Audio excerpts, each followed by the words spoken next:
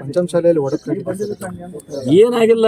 ವಿಜಯಾನಂದ ಕಶ್ಯಪ್ನವ್ರು ಹೇಳ್ತಾರೆ, ಏನ್ ತಡಿ, ನಾವು ತಂದು ಬಿಟ್ಟಂತ ಸ್ವಾಮಿಗಳು ಈಗಾಗಲೇ ಏನು ಯತ್ನಾಳ ಬಿಜೆಪಿ ಪರವಾಗಿ ಮಾಡ್ತಾರೆ, ಇವರು ಯಾಕೆ ಹೋರಾಟ ಮಾಡ್ತಾ ಇದ್ದಾರೆ? ಅದು ವ್ಯಕ್ತಿಗತವಾಗಿ ಸಮಾಜದ ಗುರುಗಳು ಮಾಡೋದು, ಅದು ನಾನು ಹೇಳ್ತಾ ಇದ್ದೀನಿ, ಮಾಡಬಾರ್ದು. ವ್ಯಕ್ತಿಗತ ನಾವು ಸಮಾಜ, ನಮಗೆ ಸ್ವಾಮಿಗಳು ಹೋರಾಟ ಮಾಡೋದು ಸಮಾಜ ಸಲುವಾಗಿ. ವ್ಯಕ್ತಿಗತ ಮಾಡೋದು ಯಾರಿಗೇ ಆಗಲಿ ಅದು ತಪ್ಪು ಅನಿಸ್ತೈತಿ.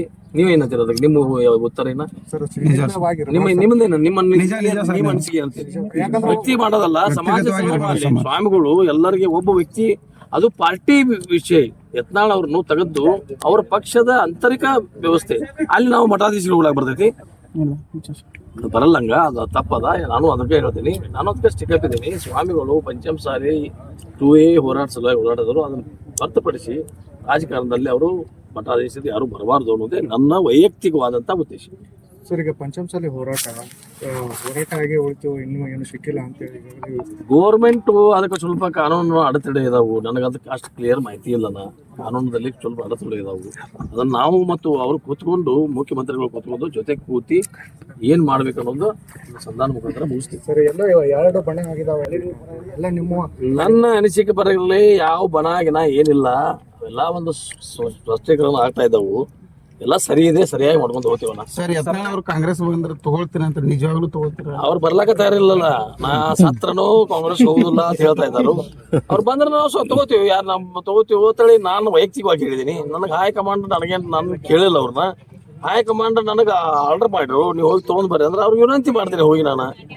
ಸರ್, ನೀವು ಒಂದು ಟೈಮಲ್ಲಿ ಬಿಜೆಪಿಯಲ್ಲಿ ಇದ್ರಿ, ಲಕ್ಷ್ಮಣ ಸವದಿ ಅವರು ಬಿಜೆಪಿಯಲ್ಲಿ ಇದ್ರು, ಯತ್ನಾಳ್ ಅವರು ಬಿಜೆಪಿಯಿಂದ ಉಚ್ಚಾಟನೆ ಮಾಡ್ತಾರೆ. ಆಗಿದ್ದ ಬಿಜೆಪಿಗೂ ಈಗಿರುವಂತ ಬಿಜೆಪಿಗೂ ಏನು ಡಿಫ್ರೆನ್ಸ್ ಇದೆ? ಅವರಲ್ಲಿ ಸ್ವಲ್ಪ ಒಡೆದ ಮನೆ ಆಗೈತೆ ಅದು ಬಿಜೆಪಿ. ಅಷ್ಟೊಂದು ಶಿಸ್ತಿನ ಪಕ್ಷ ಅನ್ನೋದು ಇಡೀ ದೇಶದಲ್ಲಿ ಬಿಜೆಪಿ ಅಂದ್ರೆ ಒಂದು ಶಿಸ್ತಿನ ಪಕ್ಷ ಅಂತೇಳಿ ನಾವು ಭಾವನೆ ಮಾಡ್ಕೊಂಡಿದ್ದೀವಿ, ನೀವು ಭಾವನೆ ಮಾಡ್ಕೊಂಡಿದ್ದೀವಿ. ಬಿಜೆಪಿಯಲ್ಲಿ ಇರುವಂತ ಶಿಸ್ತ ಯಾವ ಪಕ್ಷದಲ್ಲಿಯೂ ಇಲ್ಲ ಅಂತೇಳಿ ನಾನು ಮಾತಾಡ್ತಿದ್ದೆ ಅವಾಗ, ಇವತ್ತು ಮಾತಾಡ್ತೀನಿ ನಾನು. ಆದರೆ ಈಗ ಆ ವ್ಯವಸ್ಥೆ ಉಳಿದಿಲ್ಲಲ್ಲಿ. ಅವರೆಲ್ಲ ಭಾಳ ಯಾಕೋ ಒಡಕುಗಳಾಗಿದ್ದಾವೆ, ತಪ್ಪುಗಳು ಮಾಡ್ತಾ ಇದ್ದಾರೆ ಅವರು.